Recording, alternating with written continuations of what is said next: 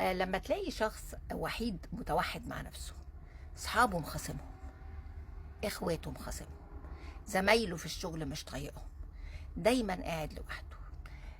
لو جيت انت بقى تتقرب منه في البداية كده هتسأله ليه انت مخاصم كل البشر دول؟ هيقول لك ان هو انا الصراحة انسان تربيتي واتربيت باسلوب كويس، والناس دي كلها غير كده. الناس دي كلها مش متربية زي تربيتي، انا انسان نقي و وانست، وكل حاجة فيها كويسة، بس كل الناس دي وحشين وكل الناس دي بيغلطوا، حتى اخواتك اللي متربيين معاك في نفس البيت، حتى اخواته، حتى ساعات ولاده كمان. وتلاقيه لوحده لان كل الناس وحشين، مش هو اللي وحش، كل الناس وحشين. الانسان ده اعرف انك انت ما تتعمقش قوي معاه في علاقتك بيه، لانك في يوم وقريب جدا هتتحط في نفس الزون اللي محطوط فيها اخوته واصحابه وقرايبه وكل الناس. ليه بقى؟ لان الشخص ده ما بيتقبلش الاخر.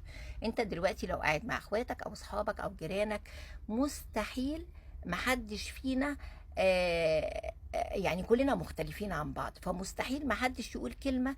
انا ممكن اقول كلمة من غير ما اقصد تضايقك، او غيري يقول كلمة تضايقني. يعني الفكرة في استمرار العلاقة مش ان انا مستحيل اغلط، لا، ان انا اتقبل الاخر، ان انا اقبل ان اللي قصادي قال كلمة اخدها انا بقى بنية سليمة. معلش، هو اسلوبه كده.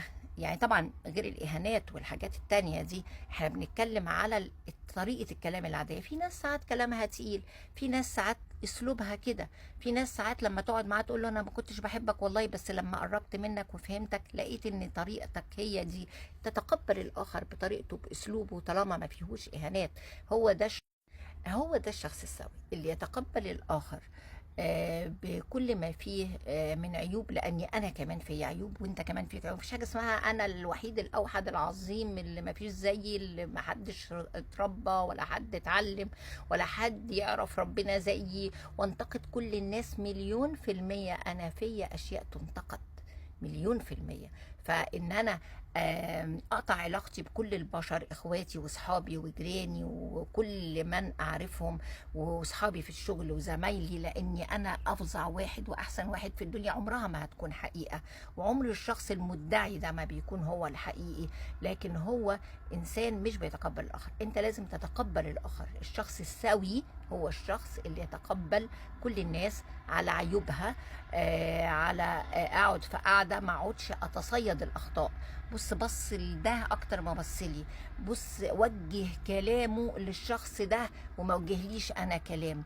لما جيت انا اتكلم واقول كذا اعترض، لكن لما ده قال كذا انبسط. ما اقعد اتصيد للناس اخطاء طول ما انا قاعد، لاني انا هتعذب على فكره. يعني الشخص اللي بيبقى دي صفاته شخص بيكون شخص متعذب في حياته، ما هو الشخص مبسوط. يعني لازم تكون شخص سوي تقبل الاخر، علشان لو انت ما عملتش كده ثق وتاكد ان العيب فيك.